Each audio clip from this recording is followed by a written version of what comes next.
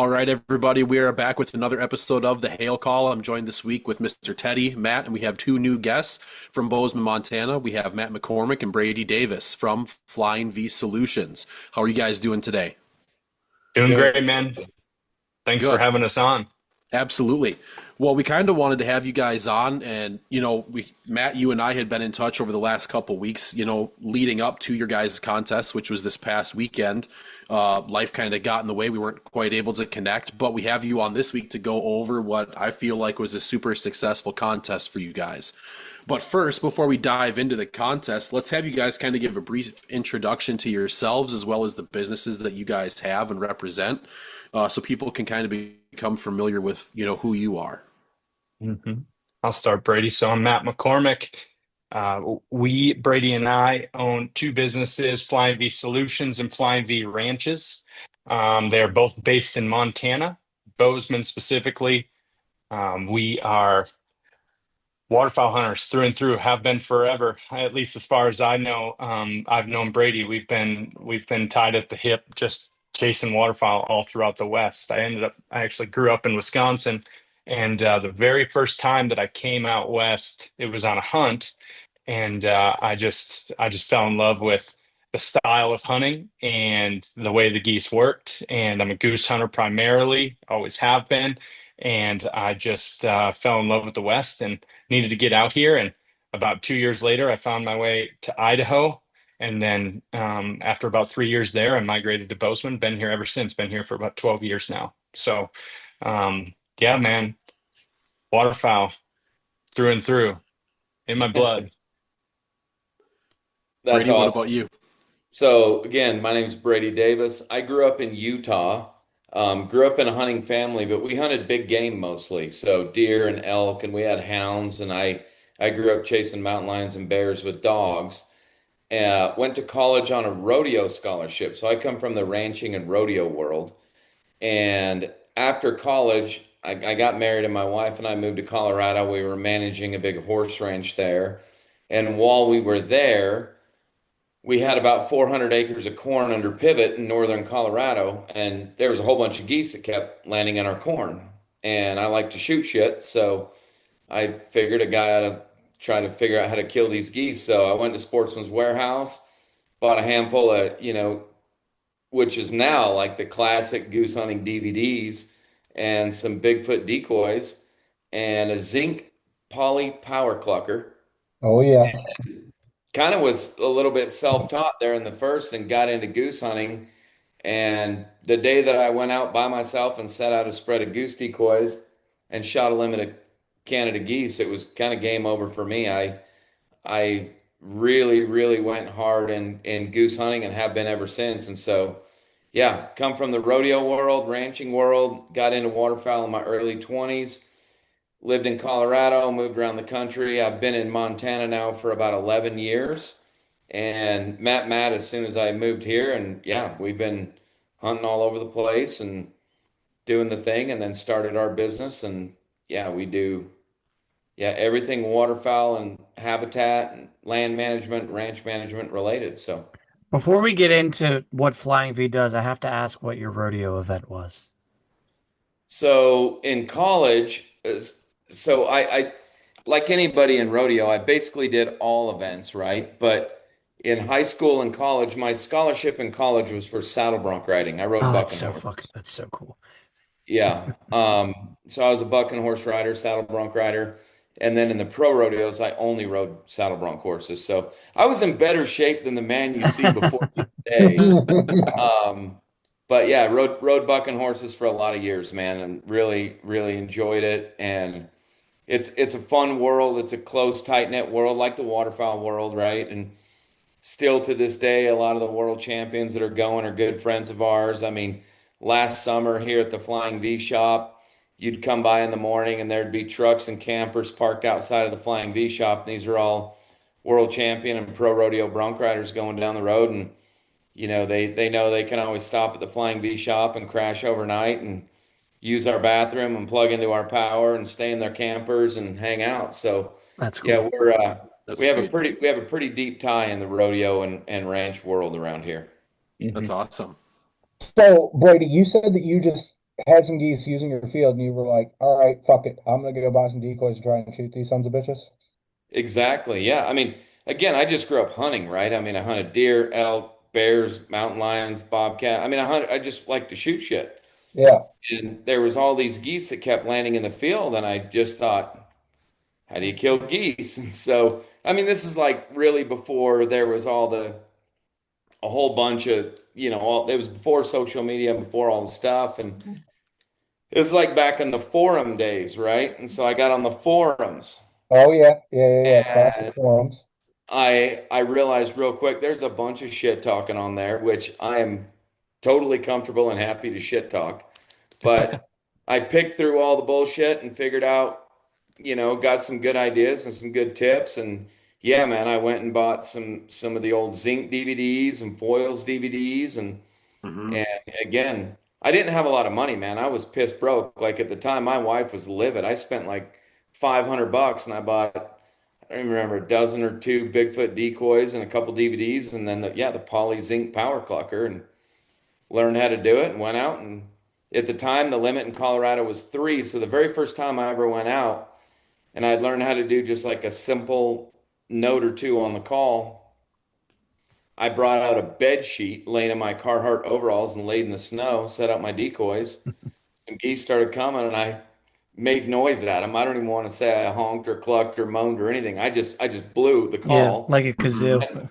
and they just like Oh came right. yeah. And I was like, holy shit. And I sat up. They were right over the decoys, and I shot three. And I went back into the house, and I told my wife, she's like, how was it? And I said, I'm fucked. She's like, what do you mean? I'm like, it's over. And here's what I'll tell you is within the next 6 months, all the hounds I had that I was running lions and bears with were all sold, and I got a Labrador Retriever, and I just wanted to hunt geese Sure. specifically. That's awesome.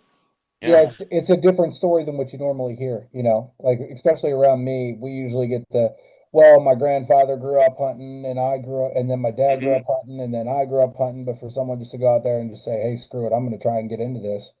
It's pretty cool to see, man. And now you're full on building a life and career around it. That's pretty awesome.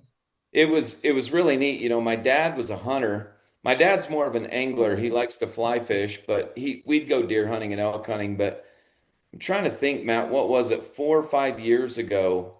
My dad came up to Montana, and Matt and I took him to a part of the state that we love the most, and him and my brother-in-law came up, and we got to take him on his first like legitimate goose hunt.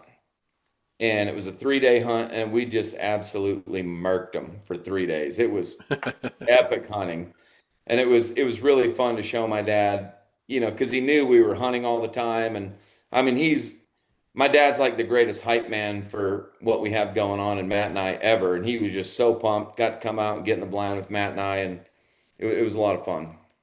That's awesome. And Matt, you and I met a long time ago originally, and we hadn't even talked for quite a while. You and I met like what Yeah, at Game Fair in like 2000, was it 8 or 9? probably.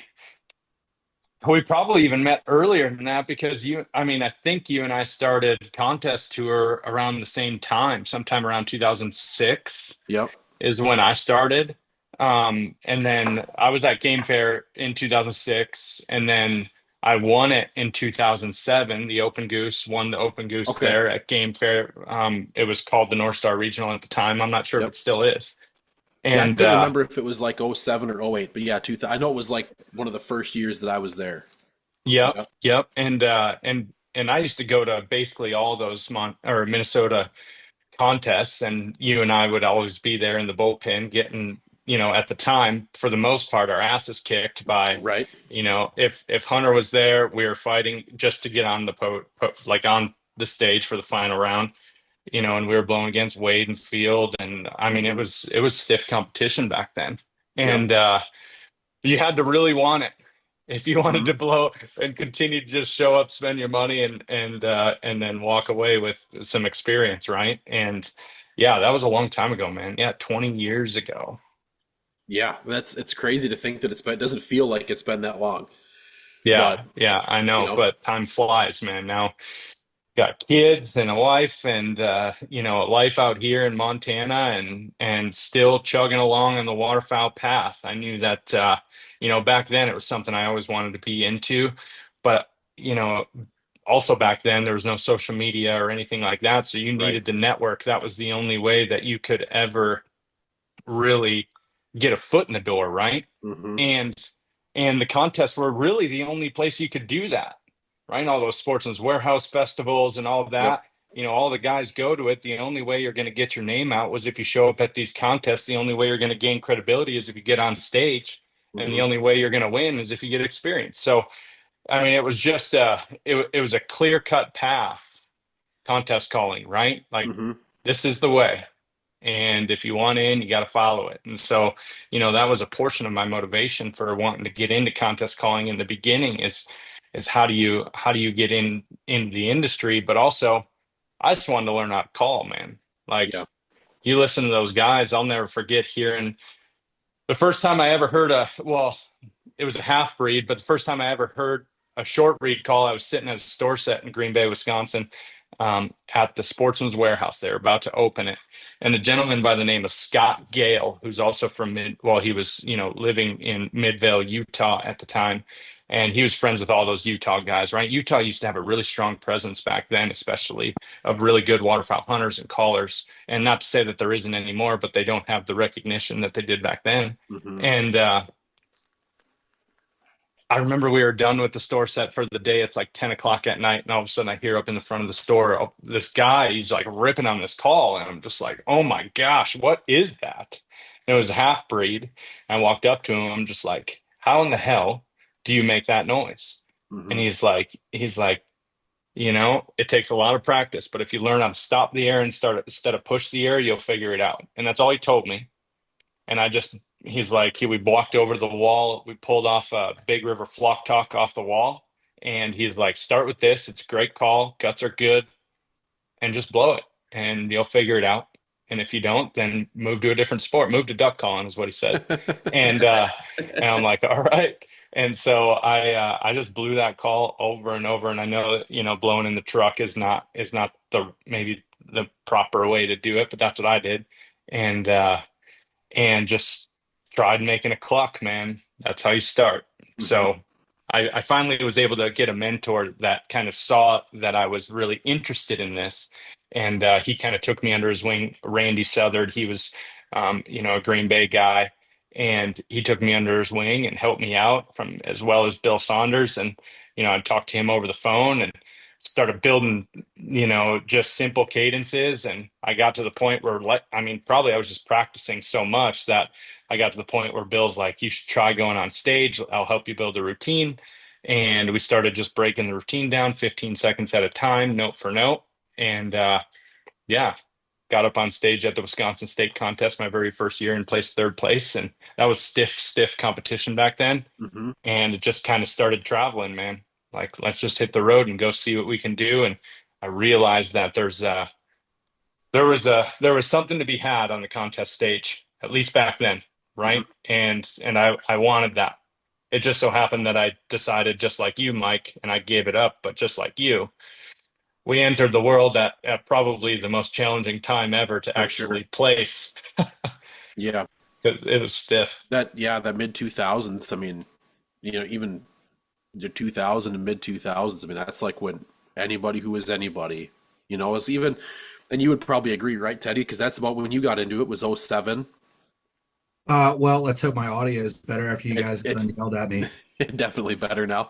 It's better. Well, all right. So I just screwed up. I had the wrong audio selected, but technical. Yeah, I got into it in 2007 too. So it was, you walk into Hunter's a world champion at however many years old. Yeah, Wade's rolling Big Sean, trying in. I mean, Big Craig here in Minnesota. Like just so many Field was there at guys. every contest too. Yeah. Didn't they always wear the flame shirts back then? The Team Zinc would always wear the flame shirts. Yeah. That was pretty intimidating, everybody had one shirt, Yeah, they had a team and they had their rig, right? They would pull their rigs and they're all wrapped and they got their trailers are wrapped and you show up and you're just like, golly, I hope I make it to the second round. Like, let's just blow clean, right?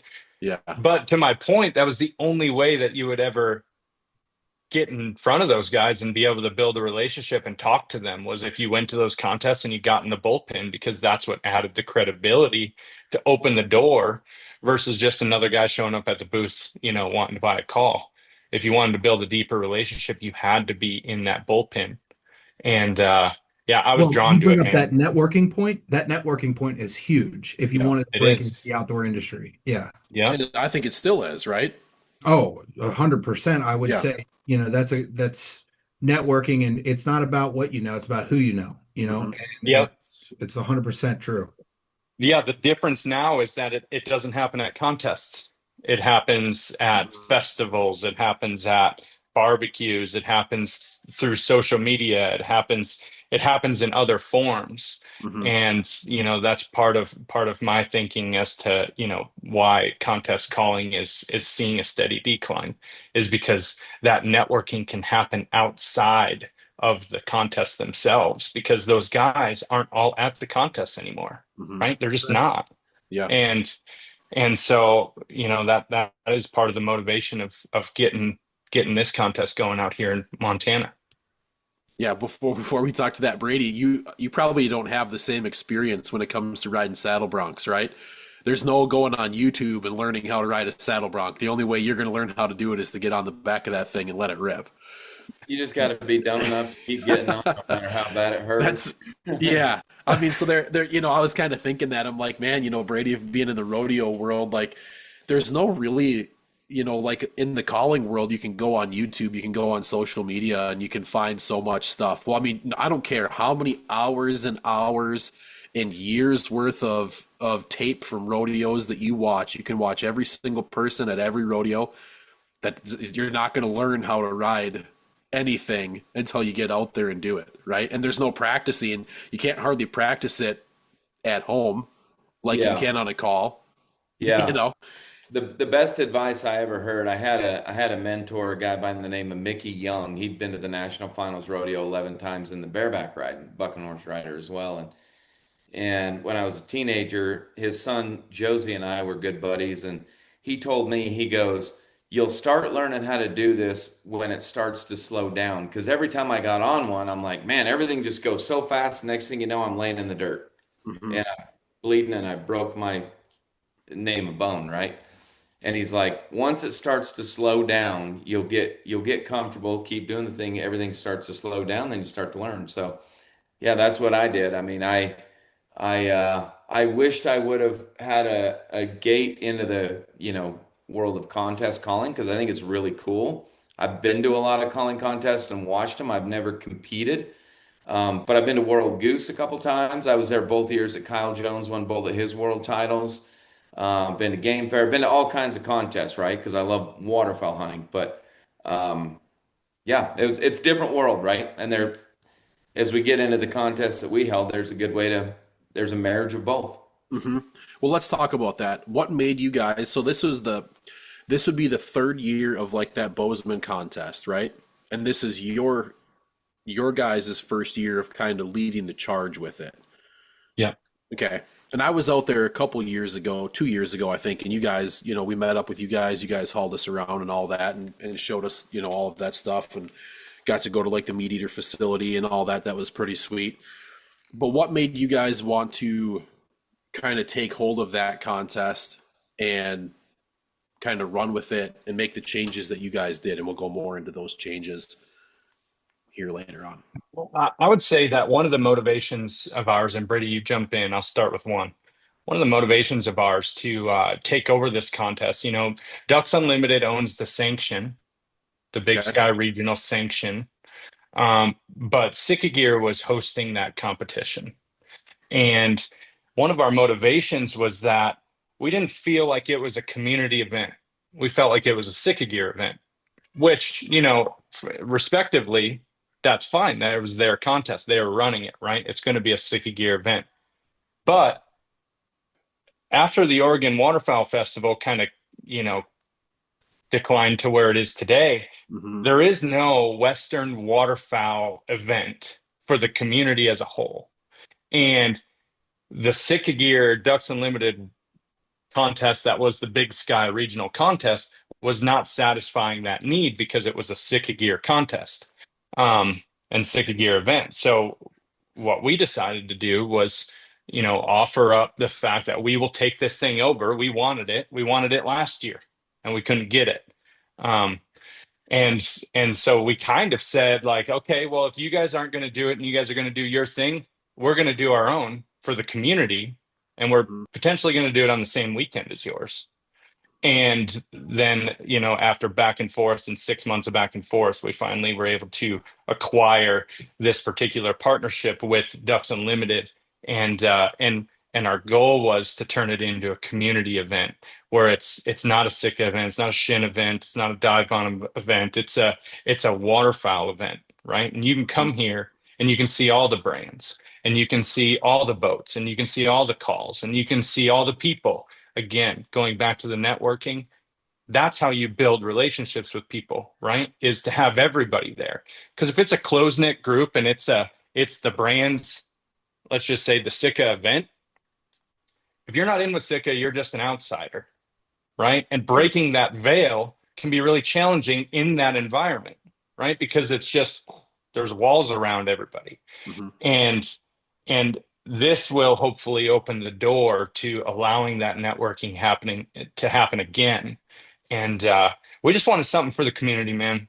Like, I hate the walls. I want to break down the walls, and I'd rather be the glue that holds everybody together than the walls that separate us. Sure. That's a great saying. I like that. So before we get into the inner workings of how the contest went, so you're talking about networking, you wanted to create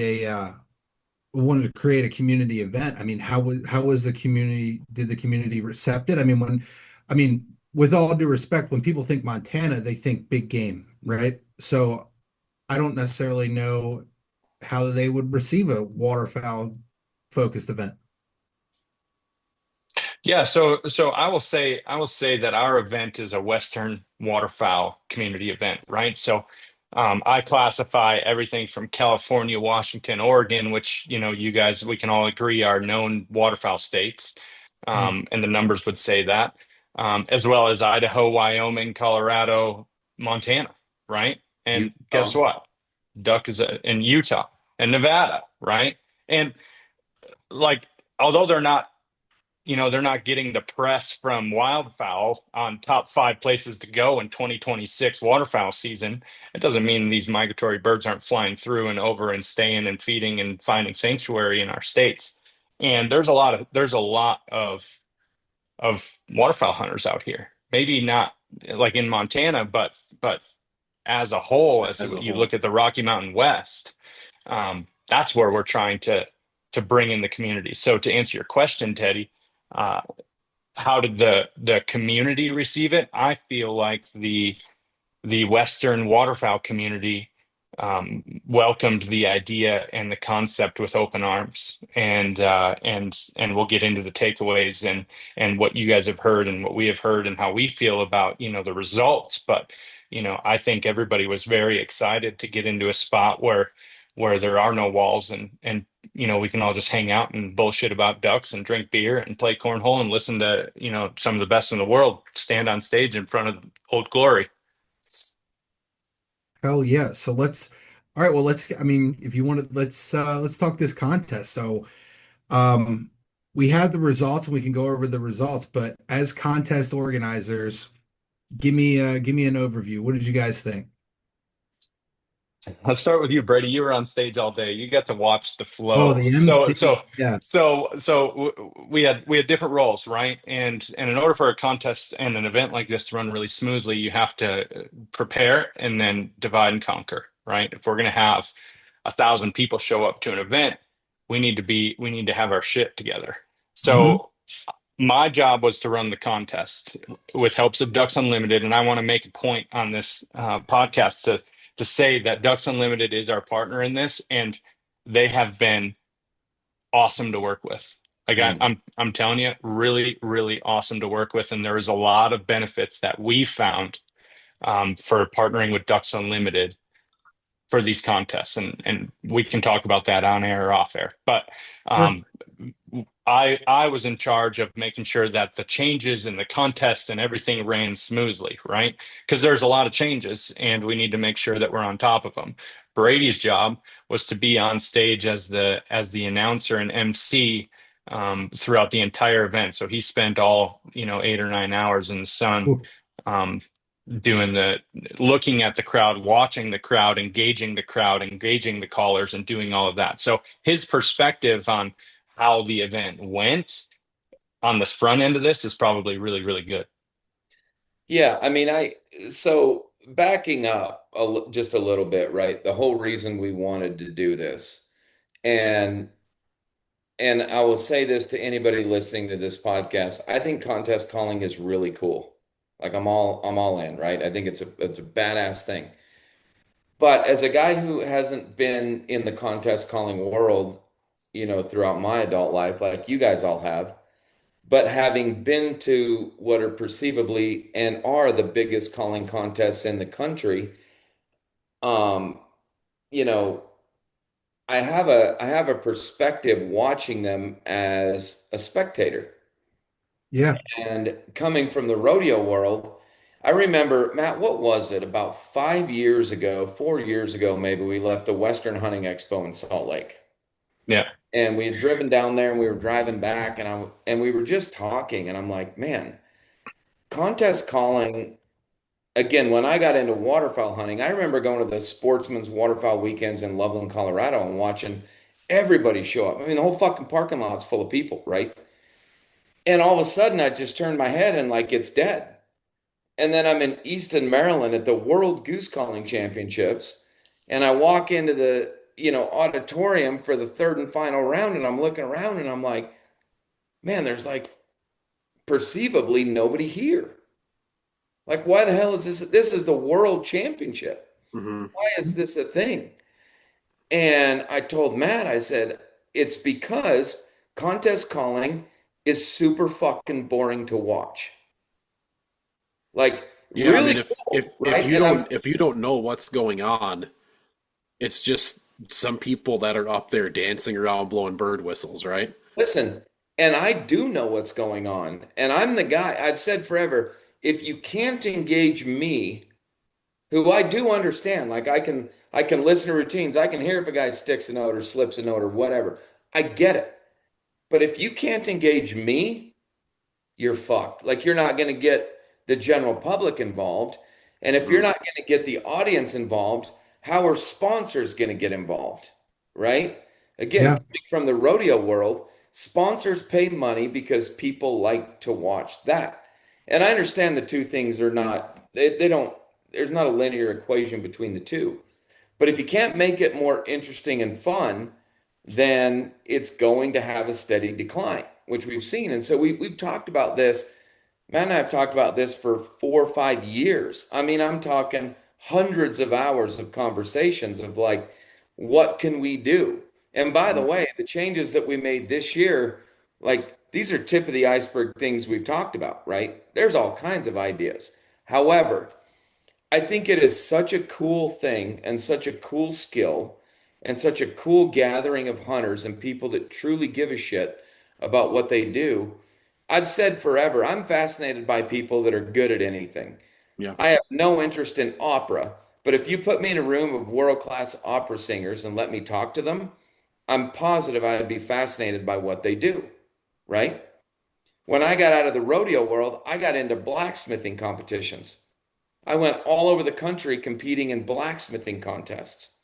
Mhm. 2007, when you guys were all winning contests and getting in a goose calling contest, I was third in the nation in my category in the World Championship Blacksmiths, right? Whoa. Yeah. Similar thing, like not really exciting to watch blacksmithing, but they've grown that thing since then. It's a really cool There's, thing. I mean, there's TV shows featuring that now. Now there is Mhm. Forged in Fire. Yep. A guy who's won a couple times on that show is the guy who's making, the Flying V bird blades, the knives that we've made. I mean, Okay. that's the world we come from. And so we wanted to make contest calling more palatable and more understandable for the people that are spectating, right? Help them understand what the hell is going on and why is, Teddy ahead of Mike, who's ahead of Matt McCormick, right? Like, because of the way that the contests have ran, you don't even know who's on stage. You don't even know who they are. You don't even know what they scored. You don't even know how the scoring happened. It is basically just noise to a spectator. It's just church. It's just, yeah. I mean, there's You just no, sit there and listen and don't say anything, and there was that's it. nothing to it. And the MC, having MC'd this first one, the MC is a little bit, well, he's not a little bit, he's fully muzzled, right? Because we did the first 3 duck contests at our contest per ICA rules because of the sanctions. So we did the novice duck, the state duck, and the regional duck by traditional rules, right? Mm-hmm. Well, I mean, shit, I And could you teach and you have to, like, Yeah. you wouldn't be able to implement these new rules. Right. And listen, we're all on board with Anything that, stuck but out, yeah. from an MC standpoint, like caller number 3 for Caller the number 3, would you like a warm up? Would you like This a is a warm warm up? up. Judge, this is warm up. Blah blah blah blah blah. 4 score. Like, Yep. cool. But dude, watching that again, and I've been to World Goose twice. Awesome event. This is nothing about the event organizers or the contest itself. But if contest callers look at what is happening and can't recognize why there is a decline, it's fucking crazy. Matt and I have had so many conversations where I'm like, these guys that are the best in the world at what they do, right? The Mike Benjamins, the Hunter, the currently the Kyle Jones, Trevor Shanahan's of the world. If they can't make real money doing this thing, then it isn't that they have failed, it's that the sport has failed them. Yeah, think about it. Give me one other example of a world champion status where that person does not make a living doing that sport. There's nothing. There's not a single one. I think even curling has it. I think even show dogging has it, right? Like there's competitions all over there's competitions for everything and they all make a living doing it except for this. Underwater basket weavers probably make a living doing this, right? Seriously. Like, there's Sponsored by a wicker manufacturer. totally. Right. Totally. Right. And so our motivation going into this, guys, was just like, I mean, Matt and I have a playbook that is 30 pages deep. But for contest number 1, which was this one, we finally got the event and we sent it. And listen, we go into this knowing that we know there's going to be some shit talk before the event, right? We know there's going to be some skepticism or some questioning, and that's okay. And we have never professed ever to say we know it all, because we don't. However, with Matt's experience in contest calling, my experience in the industry and seeing how all this works, we were willing to try it, and we were willing, at the end of the day, like, we had to look at ourselves in a room and say, we're willing to be wrong. This whole thing might blow up in our face. We might look like a bunch of dumbasses. That's okay. Hell, we do it all the time. Right?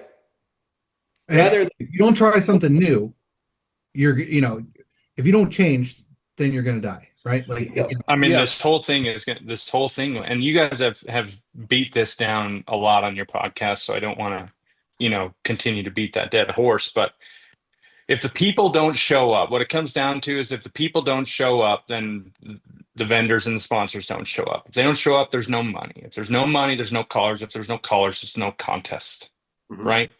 We need to make it fun for the spectators. Yeah, I mean, That Brady, is you the said focus. there's not necessarily a linear equation for this, and I'm going to argue that there directly is. Eyeballs equals money. That's Right. just that's I mean, basic business, right? it's trickle down economics at its finest, right? Yeah. And as a business owner and somebody who's been involved in competitions, whether rodeo or blacksmithing or whatever, I can draw these equations in my own mind, and Matt has always had some really, really good insights on the world of contest calling. And I do think it is the coolest thing. And so I'm just like, man, we got to figure out a way to bring this back, Mm-hmm. right? Like, why are these events not packed with people, right? I mean, back when Mike and I started blowing, and it sounds like you too, Teddy. I mean, when Mike and I would show up at these contests, there was 40 guys in open goose, Mm-hmm. Yeah. Totally. like 40 guys. And you're just showing up and you're just like, oh my gosh, like, okay, well, what can I take away from this? Because there ain't no way I'm getting up there top 5. But if I show up and I can meet these people and spend time with them and build credibility, and who knows where it'll lead, right? You never know where a relationship can lead. And it's just not happening at contests. It's just not.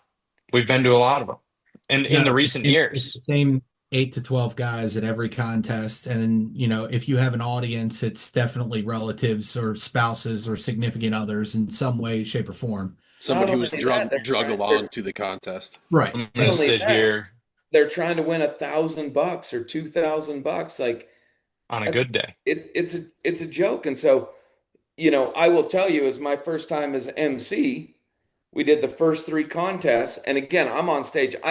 So going into this with my own mindset, I'm watching the crowd the whole time, right? And I'm watching the flow of people. I'm watching what vendors they're stopping at, what kids' games they're going to, how people are engaged with the calling contest itself.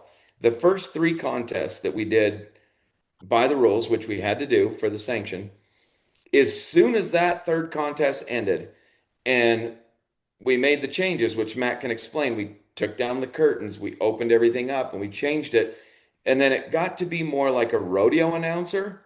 Dude, the crowd participation and enjoyment went way up. Mm-hmm. Way up, dude. Not even close. I wished I'd have had a GoPro. We were live streaming some of them, but I wish we would have had a GoPro from my view looking out. Sure. Because holy shit, was it a difference. Yeah. Yeah. And And it's important to note. So we needed a good case study, right, on crowd participation, because that's something that we are focusing heavy on with these changes. How can we get the crowd involved? How can we make somebody who doesn't care care? Because at the end of the day, go to a rodeo, 99% of the spectators are not ever going to be in that arena, but they're Yep. still having a hell of a time.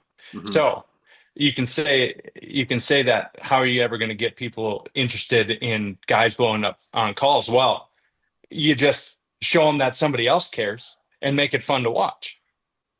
And so what we did was we held it at our fairgrounds on the same day as our county farmers market, which has a huge turnout. And they're right next door, and we are literally at the gate. And then we got all the food, all the beer, and loud noises with the giant American flag and Brady up on stage. And then we next to us on this side, we had a community kids event going on the other side. And so we had kids games and everything, in and around our event as well. And so we had this cross-pollination happening where we were caught in the middle of it on purpose, right? And Mhm. I don't know if you can hear my son down here, but cross-pollination happening, and we were able to take and pull those people in to get that case study to find out, does this work? And I don't know if you've read some of the comments, and I've Well, talked to a handful of people. I was just gonna say Ryan Barnes, when I think Kyle posted on the competitive duck and goose callers, he did kind of a recap, and I thought it was funny. The first comment that was on there, a guy says, one thing that's worth noting, he said there was a farmer's market going on next door. At one point in time, I had a lesbian couple watching the regional to my left and a French family of 8 to my right, all of whom were invested in the contest as the regular contest goers. It was quite the deal. Bingo. I mean, you don't normally have that, right? We gave them a reason to care. So Right. what exactly was can you guys go over what we did different, what the changes were for the later on contests after we got through the regionals? Yeah. You bet. So again, this is, how do we make it more entertaining?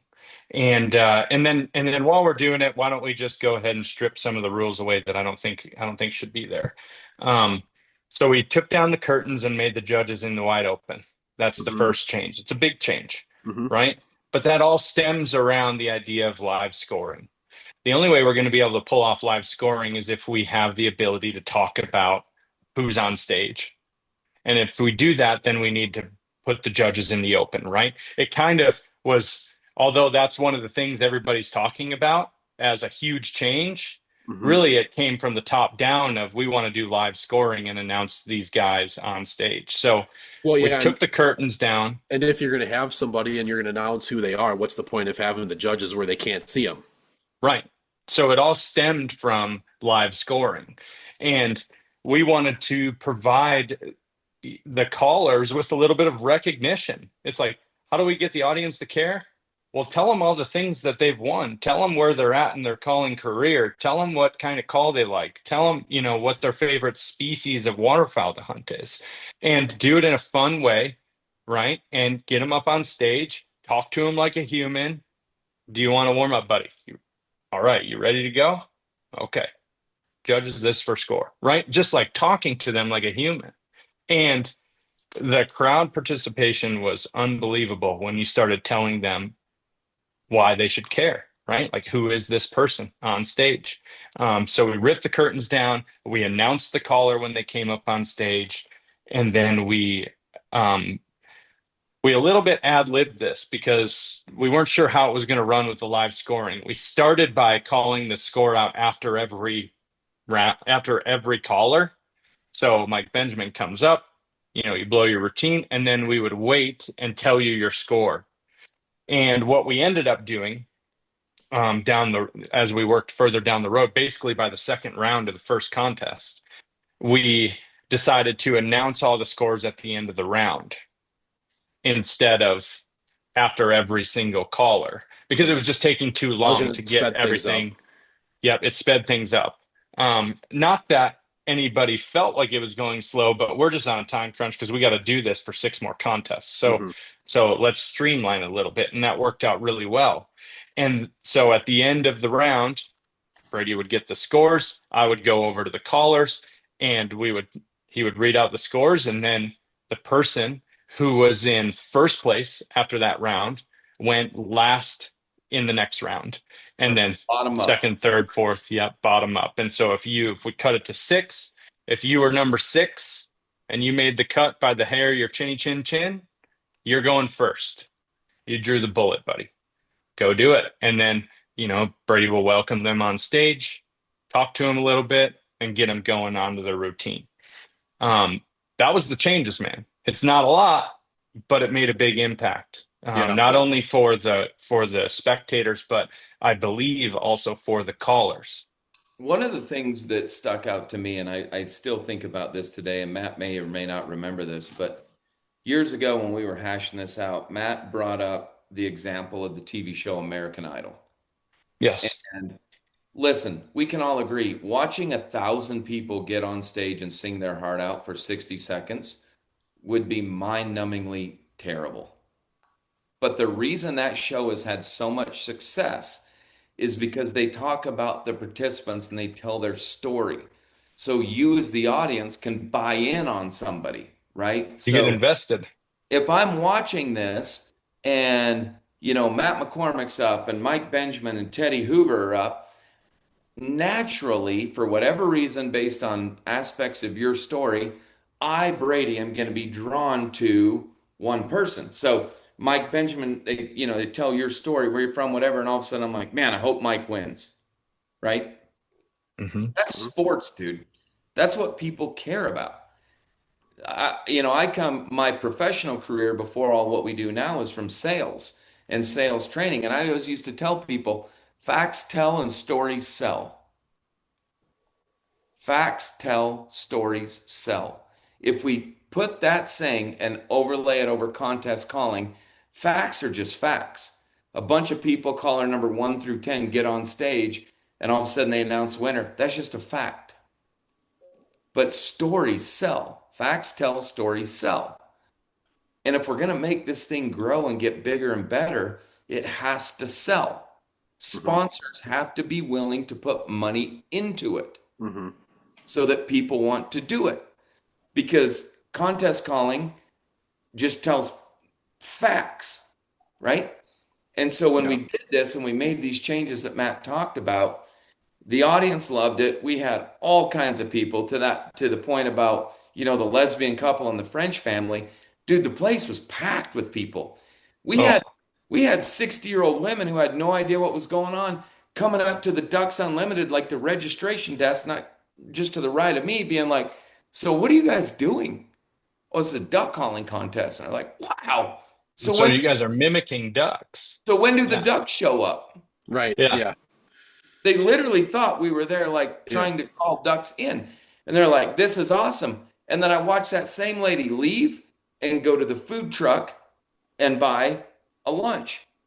And then she walked into the building and walked through all the vendor booths and got raffle tickets and put them in the raffle buckets. Dude, you couldn't have paid this lady money to go to a duck calling contest the day before. Right. And all of a sudden, she's like buying raffle tickets and buying food from our food trucks and putting raffle tickets in. Mhm. We gave over $14,000 worth of products away in raffles in between contests. Yeah, And you talk about the free shirt effect, Teddy. Oh, You had talked about that. Brady will go into it, but we just gave away. We did raffles between every single division, three of yep, them: Yeti coolers, turtle boxes, shin gear waders, gunner kennels, first like line, good shit. yeah, First light, stick of like gear. real stuff And worth so we gave waiting away for. these raffle tickets and we did these raffles. Well, at the end, we did one we called a grand raffle, and it was a $20 per ticket. It was a $4,300 value, and it was guided fishing trip and Yeti stuff and Sig Sauer and Vortex. It was all this shit, right? Like a mega package for $4,300. And my wife and her friend were running the raffle booth, and she's like, dude, there are people in here buying raffle tickets that have never even heard of waterfowl hunting. The lady that won it was a passerby who bought hundreds of dollars worth of raffle tickets and thought the whole thing was so damn cool she didn't even know what to do with herself. She won the dang raffle and she's stoked out of her mind. The Flying V team's delivering it to her on Thursday in person. But I mean, I got a 1-ton dually pickup. It's going to take the whole damn truck to haul all the stuff we're giving this lady. And That's she's awesome. out of her mind stoked. And she's like, are you guys doing this next year? We're like, absolutely. She's like, I never would have thought I'd say this, but I can't wait for the duck and goose calling contest next year. Yeah. Lady has never even shot a shotgun in her life. Right. yeah. People love raffle tickets, dude. I'll be the first to admit, like when I saw like Matt's IG video talking about like some of the changes and stuff. And it wasn't that I was skeptical. It's just I've had about 20 years worth of doing it the same way every single time that all of a sudden now it's like, hey, we're going to do it a little different. It's like, well, this is, you don't really know how to accept that. You know what I mean? Mhm. But when you think about it, like I'm kind of one of those guys where even if I hear something that sounds crazy, if I can get it to make sense, it's not crazy, right?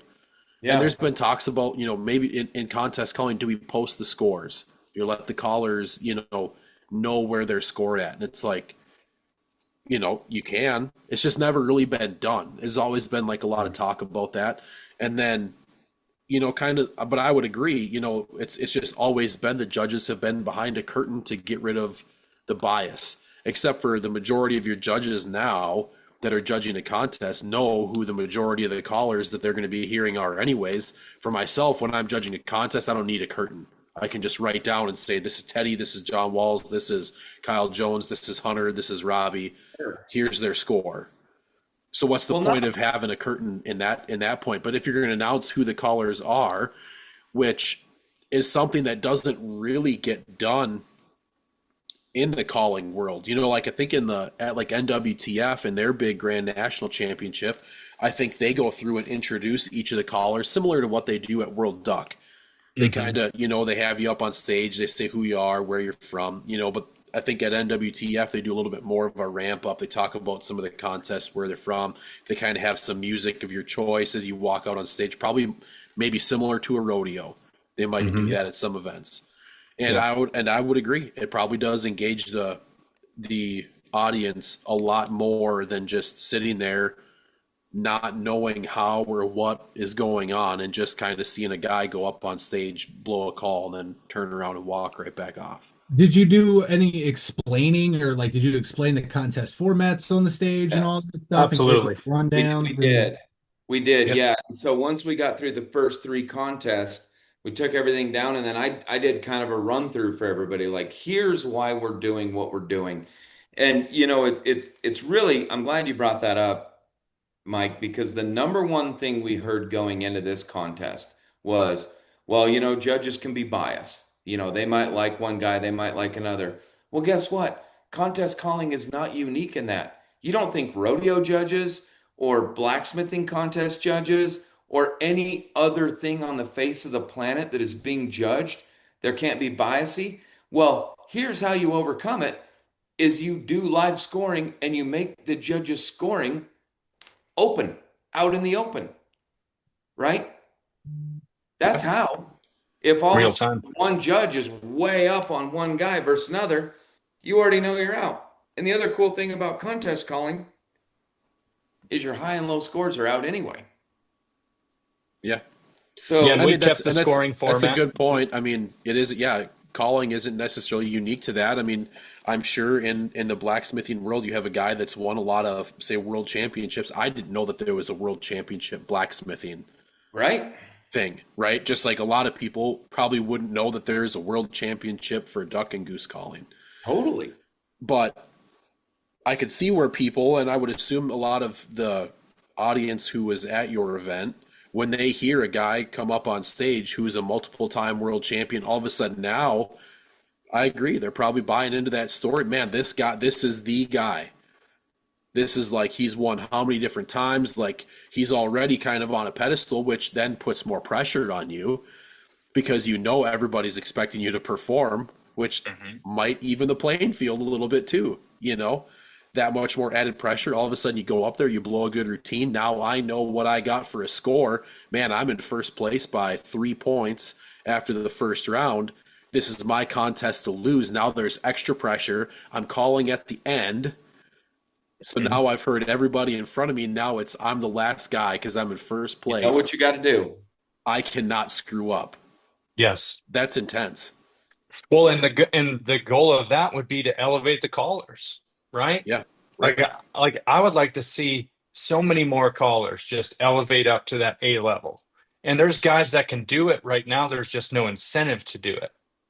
And if they can go compete and be recognized and all of a sudden have the ability, and I'm saying down the road, but again, we go back to rodeo, full-time pro rodeo guys. Like they're doing it all the time. It's all they think about. They get 3 weeks of the year off. Like if we can give these kids incentivize them to practice, right? Mhm.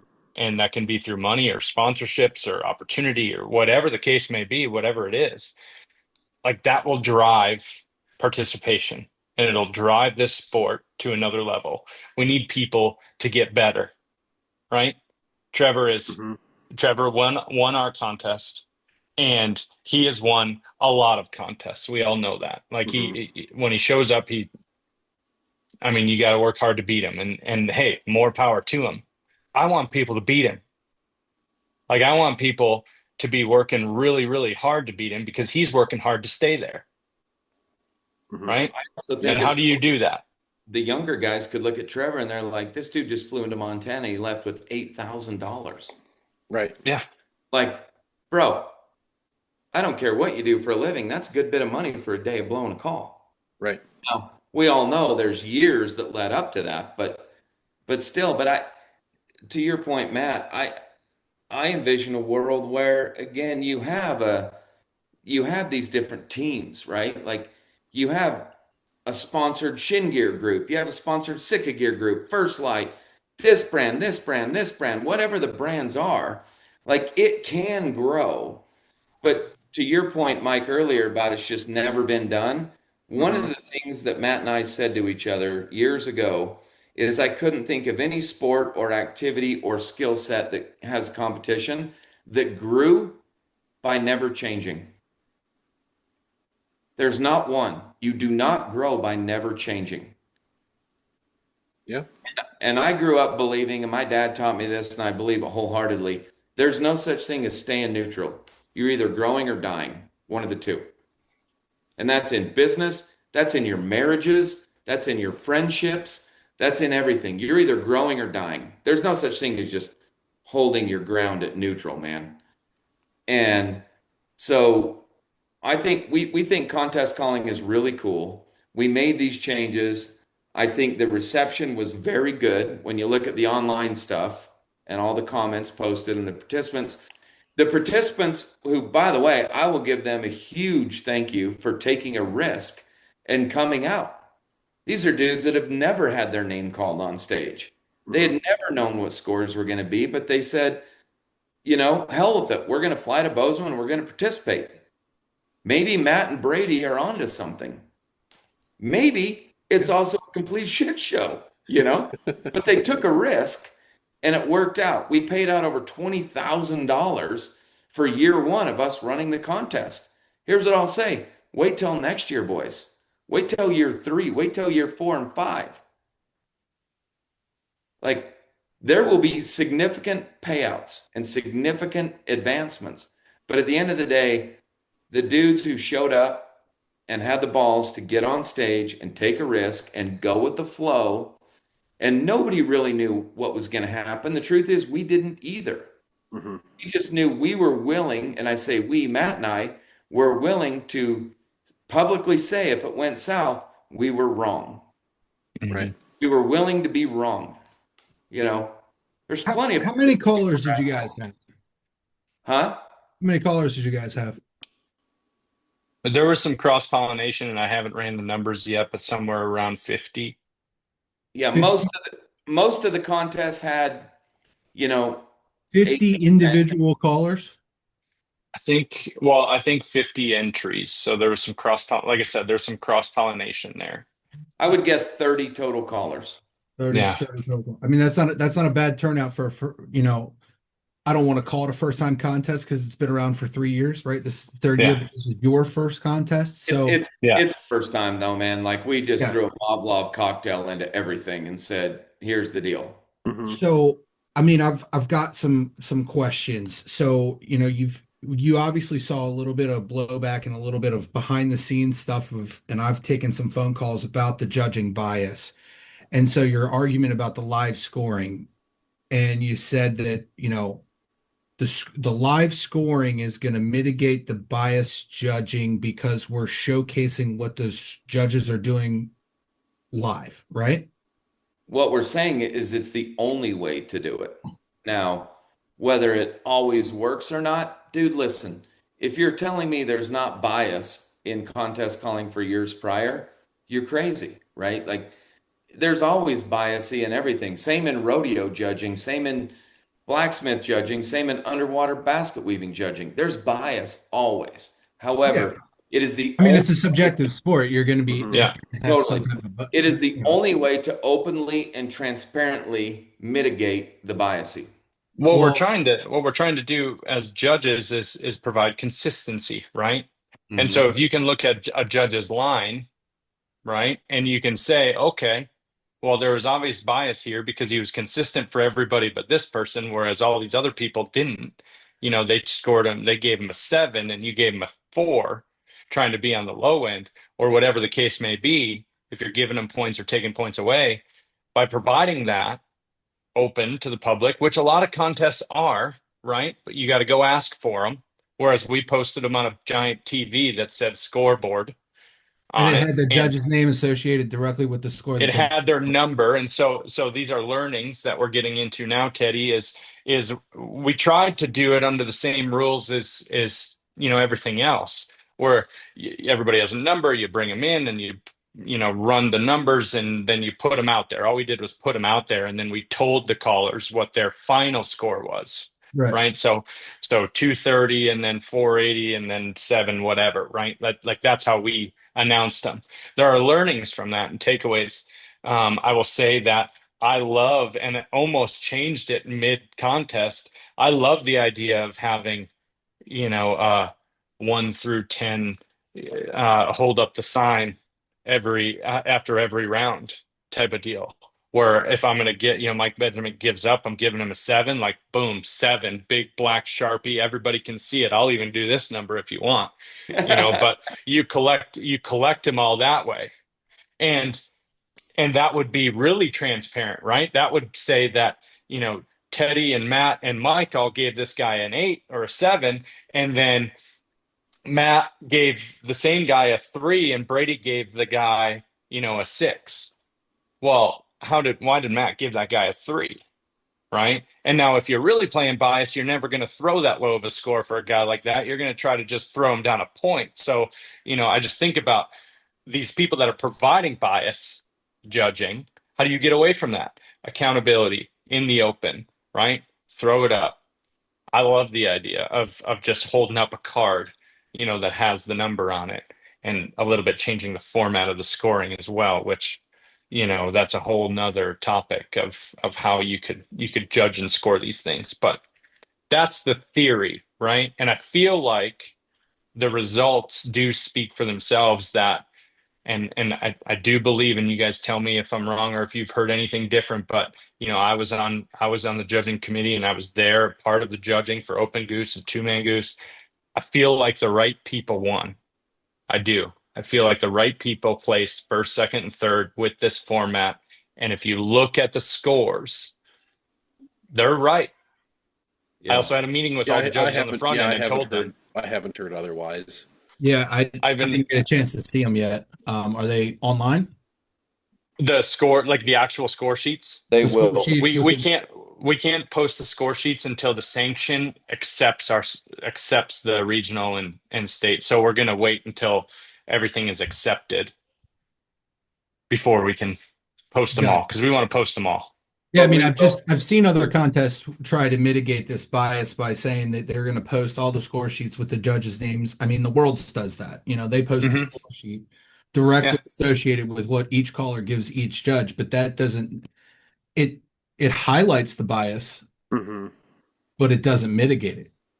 It doesn't address. Yeah, because it's post, it's after the fact. So the theory was if we and the way that we did it was providing total score, right? Total score. And I do believe that adjusting that to doing individual caller live scoring, like actual live scoring, could be done really well.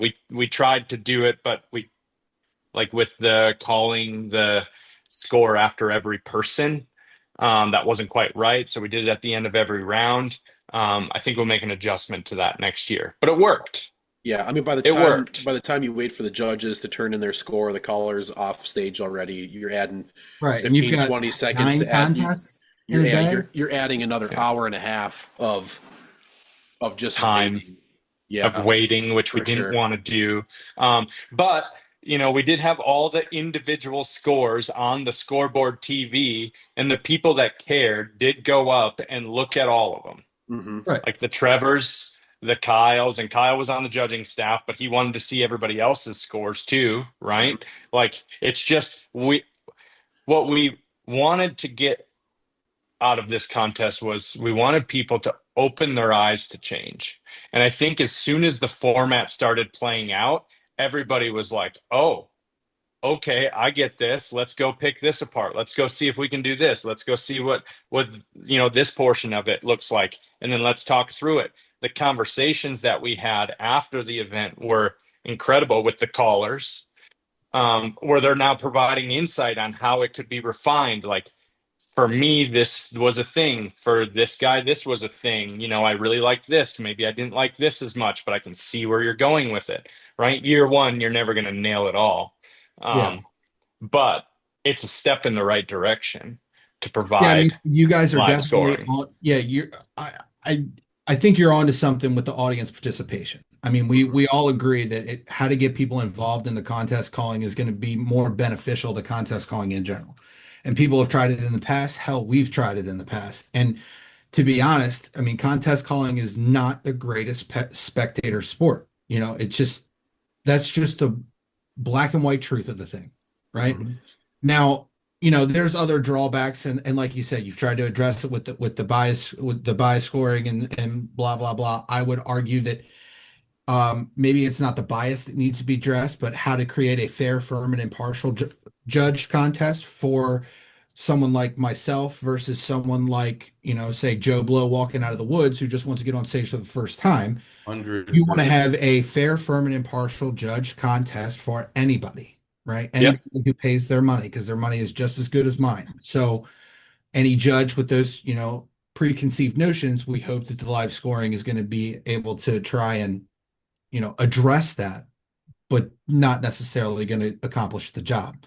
But I think you guys are Potentially. definitely onto something with this whole audience participation. If there was a way to blend both styles or something like that, maybe, maybe you guys have got something else that cooking in the books that you've got coming up in the next couple of years to be able to address it.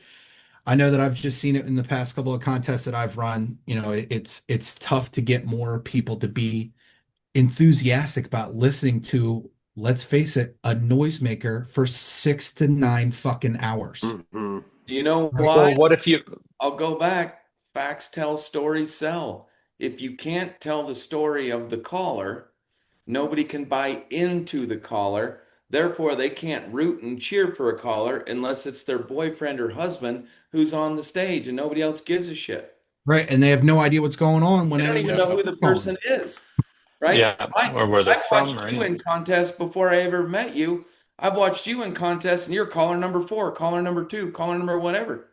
Bro, I didn't know a damn thing about you other than, man, he sounds really good on a duck and goose call. Like Sure. Right. all the way good.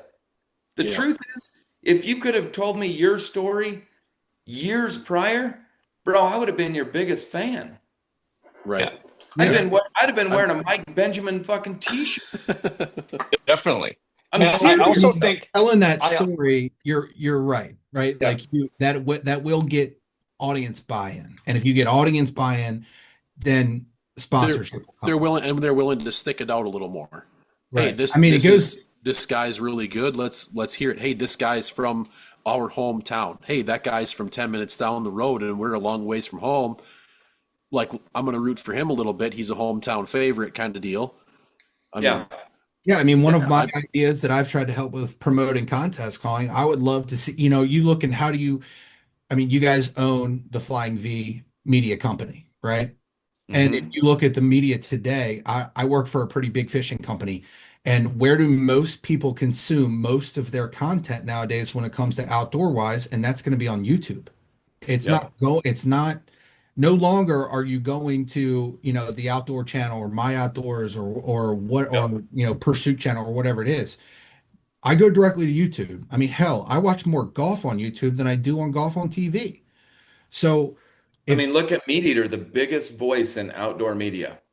The exactly, biggest by far, undisputable. yeah, They are the YouTube 100% channels on have YouTube. that's what I'm saying, right? And if we were to be able to target growth in contest calling and highlight the aspect and develop some type of fan base and sponsorship through a YouTube channel and getting these guys, then we would see a boom in contest participation. But we need the fans first. And you guys, I'm telling you right now, I agree with all of that, except that we need the fans first part. And here's why. You have to show the fans what they get. Again, going back to we were willing to be the assholes if this doesn't go well, right? yeah. hmm We all of us, not just Flying V, everybody, we all have to be willing to be vulnerable and say we were right or wrong and make the moves as this goes, right?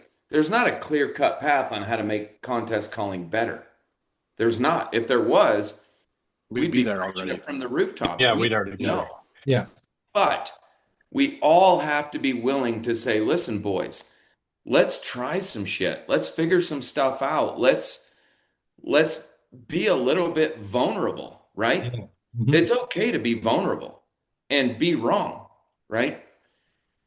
What I And know, what I know is that we took a test group of people that, and I don't know how much time you guys have spent in Bozeman, but it's a very eclectic crowd, right? It's very split down the middle in basically every way. it's very purple. And yeah, it's very, very purple. And That's what I've heard. we took that community and plugged them into this format, which is the calling contest. And we had at any given time, 100 or more people sitting down watching the contest, cheering between every caller. Clapping, cheering. If they can get excited about it, waterfowl hunters can damn sure get excited about it, Yeah. Yeah. right? Yeah, I would agree. Yep. Yep, I would agree. So where do you guys see this going? I got two more questions. Sorry. I have a question first. Hit me. I have a question for you, Teddy. You talk about sanctioned judging, like a sanctioning body that has judges, right? Sure. Why does the ICA not have a qualified judge list that people can pull from? You were asking I what want to host a about contest. qualified judges. I'm just wondering because you're tight, right? You're tight with it. So I'm curious why there isn't already a group of qualified judges that we as contest holders, hosts, can pull from. Why isn't there a gathering of these judges every year to talk through where the contests are going and make sure that everybody's still into doing it and they're not going to provide biases? Like why is that not a thing? Why is that not a thing yet? I would argue that it's not necessarily an official thing Mhm. where we have ICA representatives who can recommend judges, such as Kyle did for you guys. You know what I mean? And he can point you in the right direction for judges and for guys who would be, quote, qualified judges, which is my least favorite term when we refer to judging. You're asking the wrong guy if you want to get into the into the intricate details of what judging should be and shouldn't be. Yeah. But personally, I think any duck goose hunter out there should be able to be qualified. If they know what a duck and goose sounds like, then they should be able to judge a duck and goose contest because this is a duck and goose calling contest. This is not a people person calling contest. It is a duck and goose calling contest. So anybody. Ish, right? I Ish. agree. No, there's no ish. It is simply a duck and Well, goose calling I mean, the contest. Main Street duck doesn't even sound like a duck. That is true. I mean, Main Street's Well, completely. that's you're calling to the people then. Yeah, you're calling people. That's a talent show, right? That's a Right. talent contest. So, But So you a goose use- calling contest is that it says it. oh, absolutely. A goose calling contest. Yeah. Yeah, Using but a now what- to come with that list, yeah, I mean we have those representatives, but trying to get everyone on the same page, and I could give you all the excuses, but that is definitely something that should be done, and hopefully we can get that accomplished. We I mean, it'd be awesome. we had talked about that a long time ago. Yeah. Coming up with like a list of people, and it's always kind of a revolving door, right? There's always people coming in, and that's something that we have tried to incorporate a lot of like your novice level guys, a lot of your people that are getting into contest calling. We've argued that the best way to learn how to get better is to sit on the other side of the curtain and listen. So we've, I know like in a lot of our local contests, we've tried to lean on a lot of the newer guys so that they can start judging the junior contests. And now as those guys get better and they graduate from the novice class to the open class, now they're judging the novice callers. You're kind of growing your pool, and then now that those guys are around contests more, maybe they aren't a Main Street caller, but they're around it enough that they can listen to it and know what to listen for. And I know if there's you will build a farm system of not only callers but judges as well, right? right. Yeah. Yeah. I mean, are you guys familiar with the way that like hunt test, dog retriever hunt tests are judged? Not really. Not I really. should be, but I know It's a they, great- and it they would be probably a have great way. they probably have a list of people, right? This Oh, this yeah. is what I was just about to go into, Matt. Yeah. Great things. Yes, because and we can touch on as long or as little as you guys would like. But what I'll say before Brady gets into some of the details of that is we're not the only ones that have had this problem, right? People have come up with solutions to this problem already. We can just copy paste.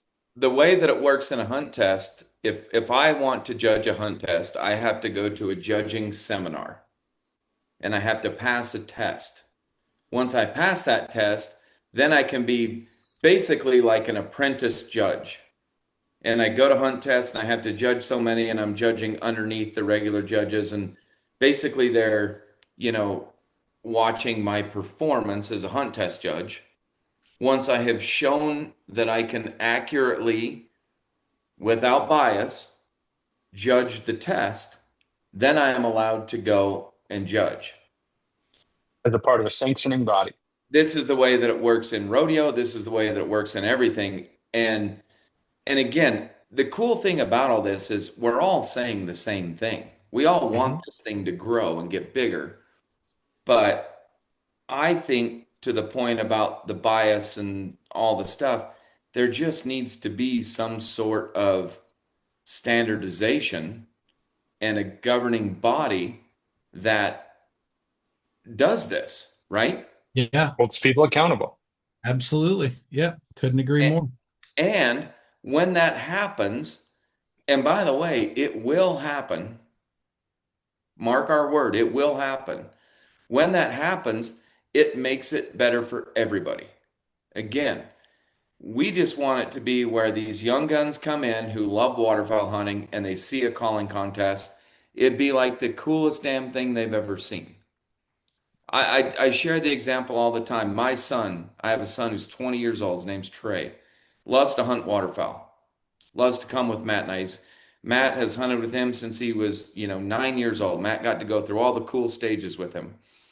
Trey has got to hunt with Kyle Jones, Matt McCormick, Corey Loeffler, all these people who have resumes in the calling world. He's got to be in the goose field with all of them and build friendships and relationships with all of them. And years, 4 years ago, I took him, he was 15 or whatever. I took him to the first Dive Bomb Squad Fest because we knew that Hunter Grounds was going to be calling. And he'd never been to a calling contest, but he's the age and the guy that should want to get into it. And Dive Bomb was running a cool contest, and Kyle was there, and he knew Kyle, and he's like, "All right, buddy, we're gonna go. Like, you're gonna see this thing, and maybe you're gonna like want to do this thing, right?" And he's Yeah. a hard charging kid. I mean, he's in college now. The dude's going in the Marine Corps to be a fighter pilot. He's a pilot, like he's not a bitch, right? He's an alpha dog. And he went to the contest at Dive Bomb and got to see Hunter and got to see everybody and got to do the thing. And afterwards, I'm like, what do you think, man? Like, if you want to do this, like, you have at your fingertips, because of Matt and our connections, like all the best guys in this industry. Like, you have an advantage. Do you want to do this? And his comment to me was, man, it's really cool. They call really well, but like, it's just not that exciting, Dad. And listen, it a little bit broke my heart, boys. Because if that kid Yeah. who loves to shoot geese, fucking loves to shoot geese, and has done it his entire life since he was 3 years old, goes and sees Hunter Grounds and all these great callers on stage, and he's like, it's cool.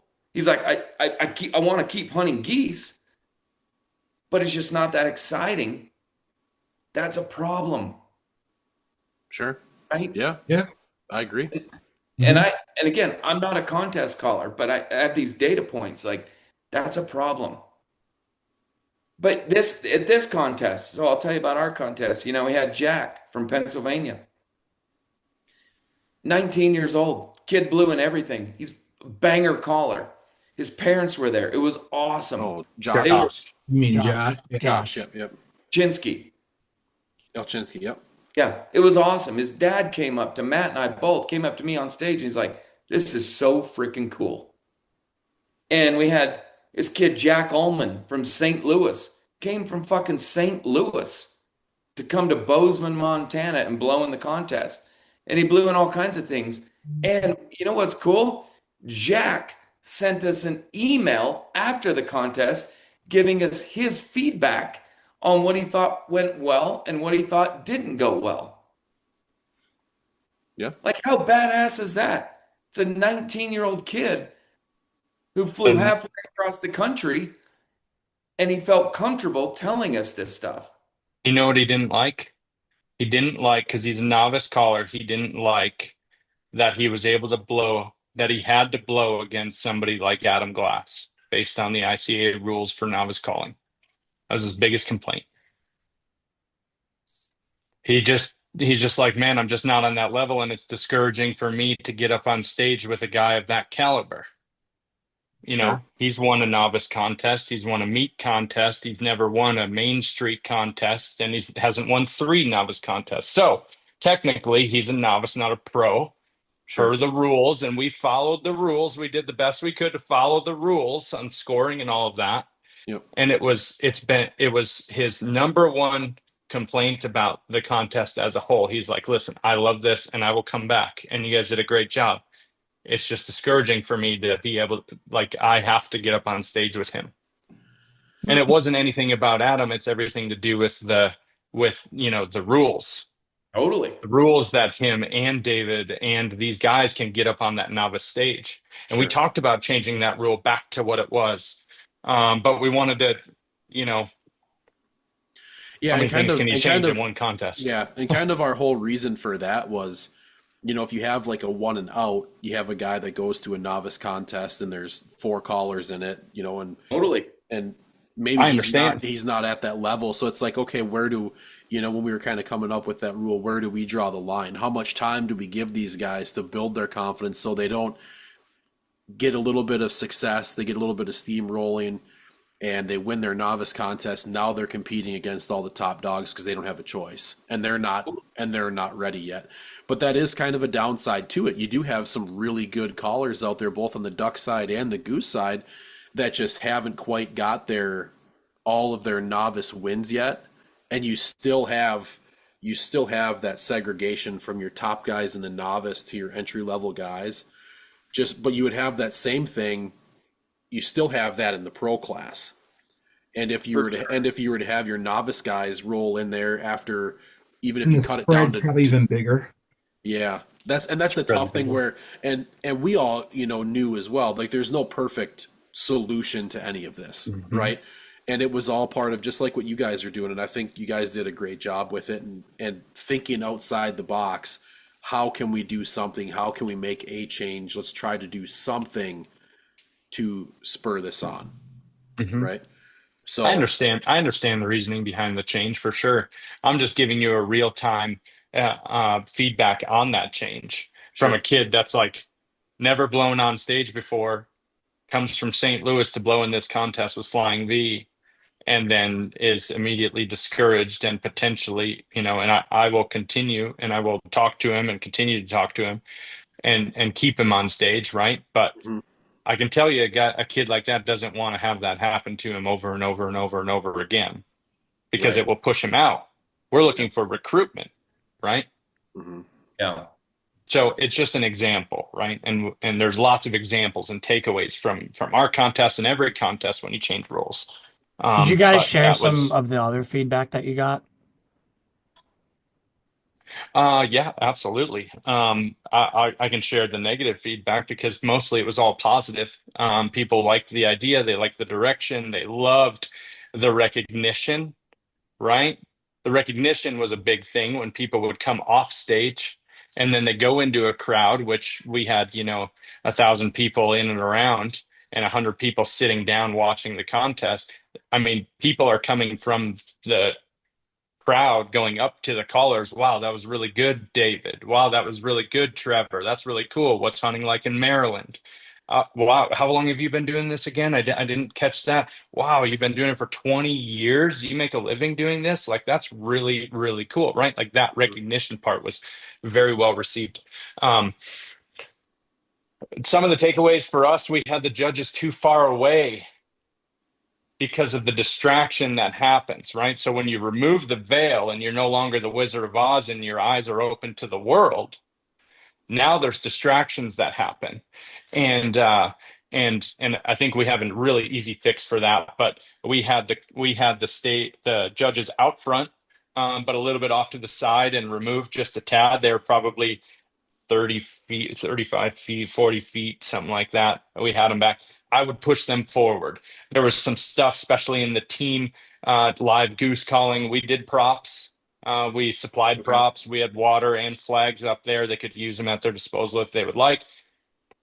But it wasn't quite like the same effect because you're watching them, so you see it's coming, right? So that's something to learn and work from. Being removed from the stage when it's all wide open, you're seeing people walking around a little bit out of your peripheral. That may affect some of the judging. So we need to isolate that a little bit. You More maybe still feedback you maybe have the judges where the judges can see the caller, but you might have like a little curtain around the back to where it's around the cutting off back, some distraction. I could understand that. around the back. Yep. One of the ideas that we had was putting the judges on the same level as the callers. So the callers are up on a stage. We had a 40-foot flatbed trailer tricked out, and the callers are there. The judges are on the ground. Well, when they're on the ground, like somebody can like randomly show up and like bring you. You're just on the ground. Yeah. You're just there. Like maybe they need to be on the same level. Right. Yeah. And I'm just talking, we're just talking outside the box. We don't know, Sure. but maybe they need to be on the same level. As far as the live scoring, we got some feedback on, wow, we really didn't, we always thought, but didn't realize that your first round is the round that contests are won by. Well, that's been happening forever, right? Everybody who goes to Worlds knows that your first round is the round you win on. Now it's just in the open because you're blowing from last to first. You know who's in first place the whole time. We didn't have any big momentum changes. I think that can be overcome. I do believe that this format will cause momentum shifts, but we didn't have any in our particular contest. The first round, person that came out of the round went round one in first place, won the division. That's been true contest calling since I started looking at scores in the 90s. 100%, right? And that's always been the case. But now their eyes are open to it because we're telling them the scores live and over the microphone. So their eyes were open to that. So that was a piece of feedback. Well, Mike and I talked about it last week, and you as a former contest caller, let's say that you go into round two knowing that you're sitting third to last. Are you going to change what you're doing and what you came in prepared with? I probably would. I would. Because if I'm sitting in third place, it means I'm holding back. I'm holding a note back that I'm not comfortable doing. This is me. If I'm sitting in third place, it's because I didn't leave it all out there. I'm not as good as Mike, but Mike's also not third to last, right? If I was on stage and I had let's just say I had this train sequence that I really liked, but I just didn't trust it, and I held back, and I knew that I was gonna get cut if I didn't do it. Like if I didn't step up, I would try it. Absolutely. Because I have nothing to lose at that point. Sure. Now, Prizes for third place. Third, but you said third to last. So oh yeah, third to last. So yeah, I mean at that point, you might as well do something. Yeah. Leave it all out there. Sender. Leave it all out there. Right? The only way you're going to get better at it and trust is if you try it. And if you stick it or you slide it or whatever, you got nothing to lose at that point. Now, people on the top, that may not be the case, right? Everybody's just looking to blow clean. But to Mike's point on your previous podcast, if you see that judging it like groundwork, I mean, I will be one to admit, I am a sucker for good groundwork. I like groundwork from the time when we started. I like 15 seconds of groundwork and really good goose low stuff. I don't want to hear 5 seconds of groundwork and then you walk off stage and all it is some slides and a little bit of tricky shit and then you roll down. That's not geese. Geese don't do that. They talk all the time on the ground. I want to hear groundwork. I just think that if you see that groundwork is scoring well, maybe you add 5 seconds to your groundwork. Maybe you shorten something up. I think this type of format can elevate callers to be able to pull that off. It's going to force them to, is what it's going to do. Because the competition should not be won in the first round. It should be won in the third round. But right now it's won in the first round. Sure. And that's because of I think that if the callers can elevate, which they can, we are not at the top end of what these callers can do. I know that Mike's got tricks up his sleeve. Like, if we can elevate callers, we'll elevate the game. Sure. In my opinion. Did you guys look at changing the scoring systems? We did. Listen, how do you eat an elephant? One One bite at bite a at a time. time. Yeah. We looked at changing all kinds of shit, and we have other dude. We could do a 10-hour podcast with you, right? Like there's a lot that I think can be done, and we think can be done, but what I feel like, and again, the truth is, every single contest we hold, I want there to be some negative feedback. If it's all positive, it means you didn't push the envelope hard enough, right? I want there to be negative feedback, right? I've always said forever, I don't want friends that tell me I'm the greatest guy in the world. I want friends that hold me accountable. There should always be Sure. some feedback, I had right? that conversation today with a goose caller. Yeah. There should always be feedback. However, I think that there are so many things. We can all talk about the days that contest calling was at its peak, but to what Matt just said, we have not yet created a system where callers truly peak. Look at every sport in the world, man. Just get online when we're done with this and read about the Olympics and the time for the 1 minute or the 1 mile run, 1 mile sprint. Look at the times. Look at the time. I mean, there was a day that humans didn't think you could run a 7 minute mile. Oh yeah, and there was a day in goose calling where majority of people in the country thought you couldn't win a goose calling contest on a short reed Canada goose call. Yeah, Bingo. But but there it were stopped there. Like we proved them wrong. there Oh, were And people that thought you couldn't run a 7 minute mile. My son's going into the Marine Corps to be a pilot. Now you have to run 3 miles in 19 minutes. right. I mean, it can be done. The changes, I mean, I applaud you guys for all of the changes. That is incredible, and it's good to see. I'm glad that you guys have got a lot of positive feedback, and it seems like everyone I've talked to, I mean, we talked about it prior to the contest. I had a lot of phone calls, and it was all very positive, which is good to see. And I'm not trying to put it down. The only question that I have, and my only drawback that I see is, can it be repeated by somebody else? It's a great maybe question. The answer, in my opinion, and Matt can answer to his, my answer is yes. And here's why. Again, I've said this multiple times on this podcast. We don't have the quote unquote answer. We do not. However, we are an open book.